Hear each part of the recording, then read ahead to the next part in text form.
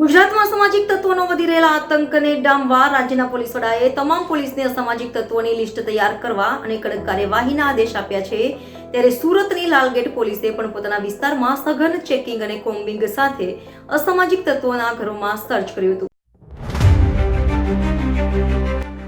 ગુજરાતભરમાં અસામાજિક તત્વો સામે પોલીસે લાલાંખ કરી છે. ત્યારે સુરત પોલીસે પણ રાજ્યના પોલીસ વડાના આદેશને લઈ અસામાજિક તત્વો સામે કડક કાર્યવાહી શરૂ કરી દીધી છે.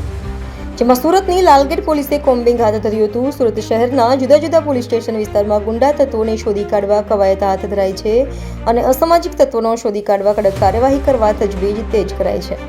ત્યારે લાલગેટ પોલીસ સ્ટેશન વિસ્તારમાં સઘન પેટ્રોલિંગ અને કોમ્બિંગ હાથ ધરાયું હતું. સાથે શરીર સંબંધી ગુનાઓમાં સંડોવાયેલા તત્વો સામે કાર્યવાહી કરી તેઓના ઘરોમાં પણ મોડી રાત્રે સર્ચ કરવામાં આવ્યું હતું.